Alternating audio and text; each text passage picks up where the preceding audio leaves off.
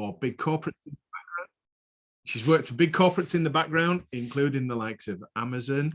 But I don't want us to take any of her thunder. So Siobhan, if you just unmute yourself, we're all yours.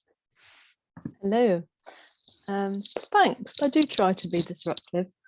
I'm disrupting the looking professional thing today because I've been demoted to the sofa because my husband is mixing loud stuff in our office. So I'm doing the whole casual vibe, but yeah, I didn't mean to be. Right, I should share my screen. There it is. Right. Everyone see that okay? So we are talking about pegging your pricing today. So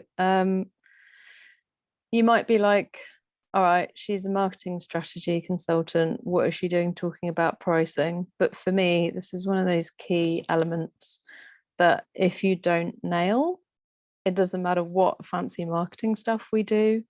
If your pricing's not right, we won't get results. So it is one of the elements that I always cover with all of my clients. So when Jamie asked me to talk about it, I was like, this is one of my favorites. Let's go. Just quickly, I have met most of you, but just in case you don't know me, this is a brief whistle-stop tour of my crazy brain. So I am a marketing strategy consultant and a business mentor. I swim in the River Itchen in the lovely Winchester where I live. I am one of those batshit crazy people who legit wears a dry robe, right? I'm not one of those people that bought one because it was a trend. I do wear it, although my husband is embarrassed when I do. I have a 4-year-old who's just started school. I've been writing ever since I can remember learning to write poetry, stories, plays, all sorts of stuff. Recently discovered I have an ADHD brain, which is like getting the user manual for your life like really late. So that's been fascinating. As Jamie mentioned, I host a podcast and I absolutely love just general wordplay, swearing, puns, jokes. Yeah, any cleverness to do with words, I'm there, which our 4-year-old is starting to pick up on. So that's loads of fun. Not the swearing though, thankfully. So I'm not starting this with anyone who you'll be happy to see, Jamie. I work with unconventional business owners who want to win more of their favorite clients in less time. And it's as simple as that. So anyone, not anyone, people who do something a bit differently, who disrupt norm in their industry, who like to interrupt a pattern, anyone who has reimagined how to do something in their industry, they are my sort of people. So I wanted to start with a little bit of feedback from you guys. When I say pricing, you say, drop it in the chat. What's that gut reaction? What's the first thing you think when I say pricing?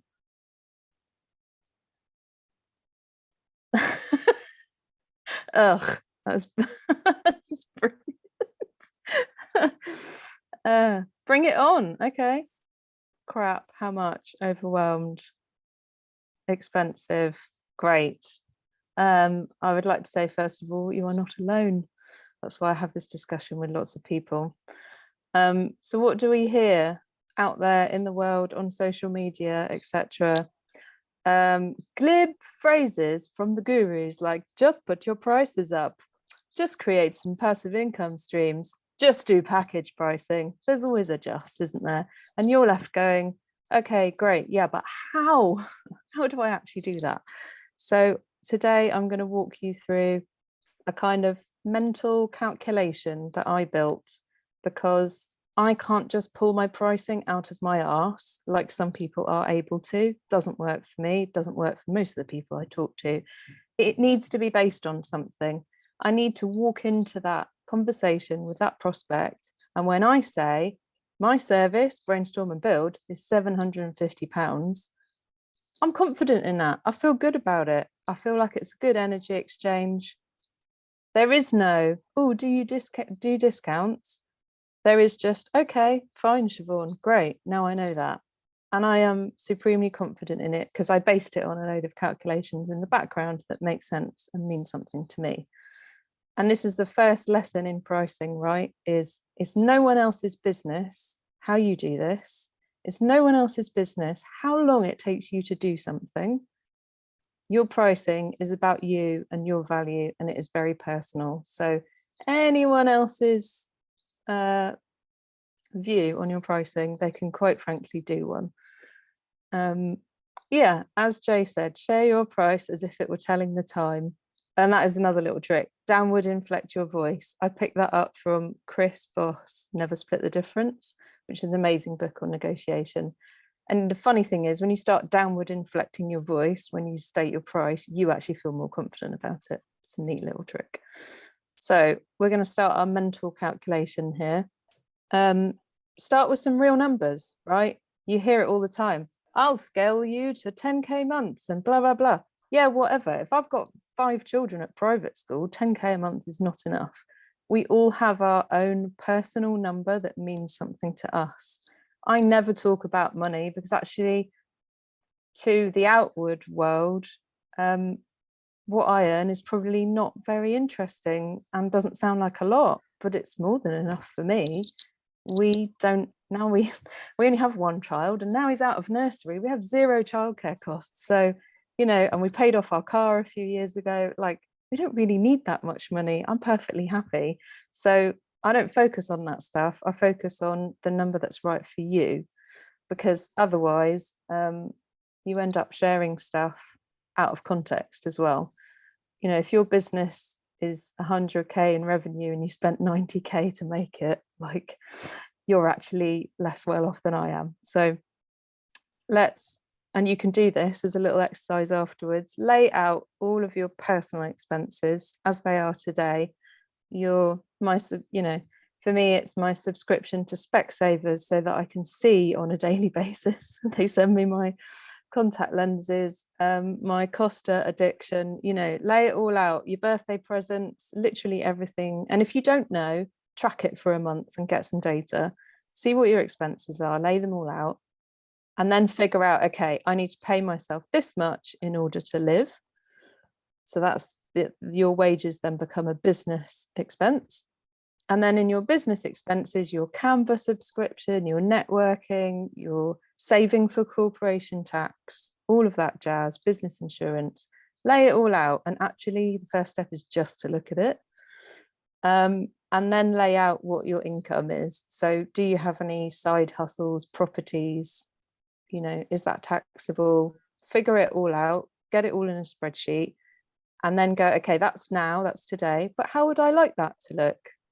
If I had money so for me, I would love to be able to go on holiday abroad. I really want to take my little one to Italy. So that's how I would like it to look different from today. So then you lay out, what would it look like tomorrow? The tomorrow that you're envisioning. So you've got literally every single number that matters in a spreadsheet, how that looks today and how you would like it to look. And this, in order to create the life and the business that you want, you get to your own personal number of what you need to be billing each month. And it might not look, when you see what you are billing each month, you might go, oh, it's a big old gap there. That's a bit scary. But if you don't lay it down, you never look at it and it never changes. So the first step is just looking at it. Now we're going to move on to your real working hours. And I freaking love these conversations with my clients. So how many hours a day do you want to work and how many days a week?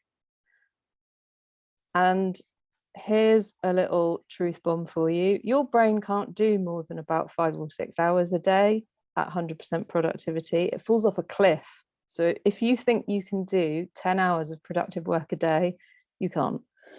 So yeah, don't bother.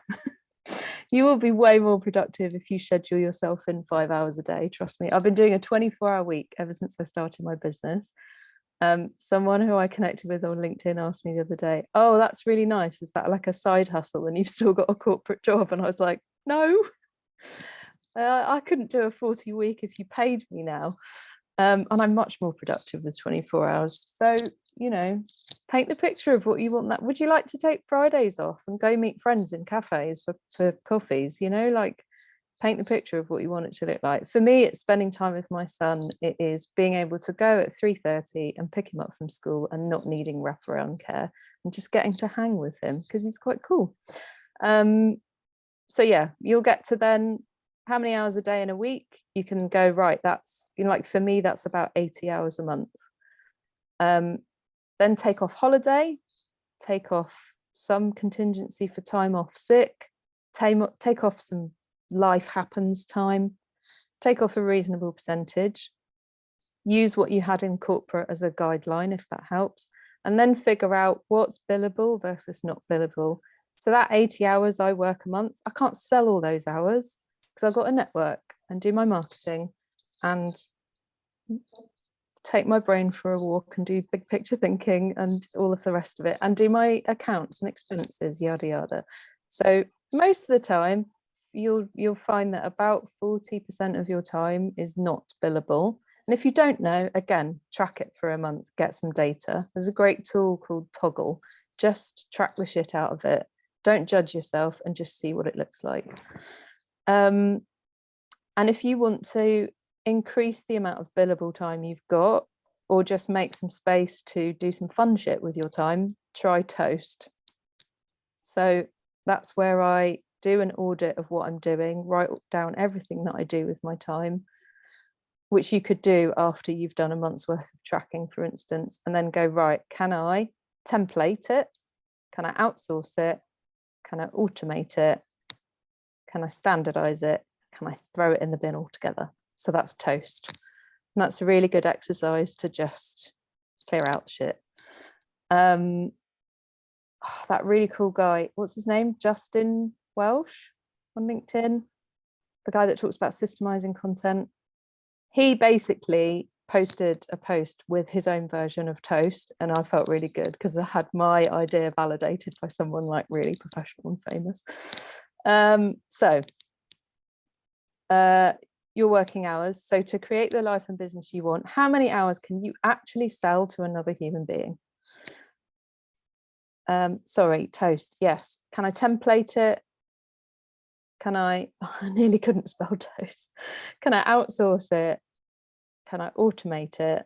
Can I standardize it? Or my favorite, can I throw it in the bin altogether?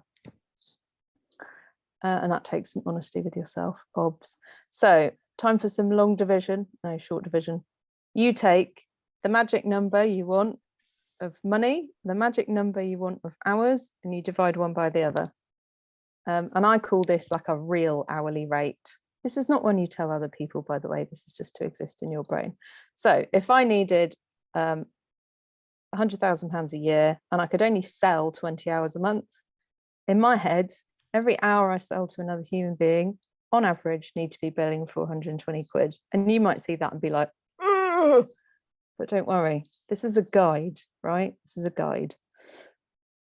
And the thing that brings all this together is auditing where you are right now. So there's a classic thing that happens in the freelancing world. Someone goes, oh, can you come in and run a workshop on social media content? You go, yeah, no worries. Yeah, half a day. Yeah, great, 300 quid.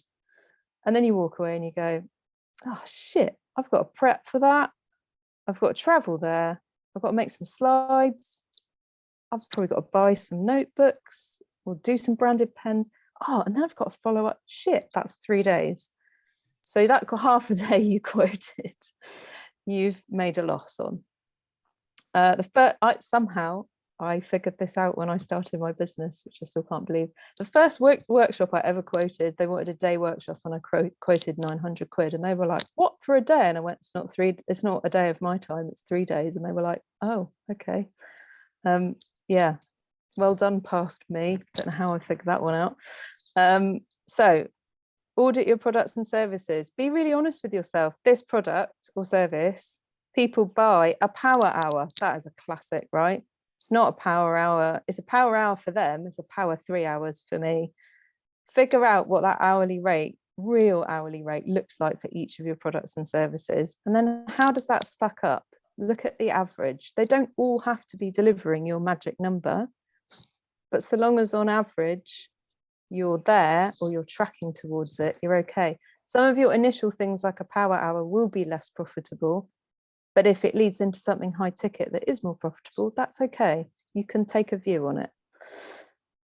So let's take some action, because I love to chat strategy and shit, but I really like to take action. So what will you toast? Go away and do some toast.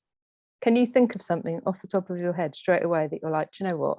I could absolutely go in the bin, or I could automate it, or I've met someone who I could delegate that to. Which prices will you raise and how much?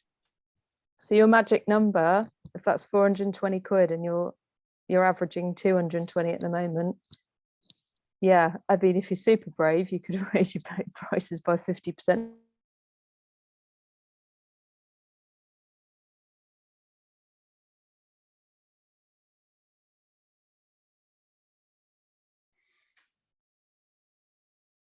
Is it just me, or is Siobhan frozen? It's Siobhan. I was just sat here thinking, is that my internet? But everyone else is moving slightly. Right, it seems like she got to the end of her presentation there. Her husband must be using all the bandwidth in the house. I stopped recording, Jamie. Please. Okay, so let me just finish that off. What are you going to tell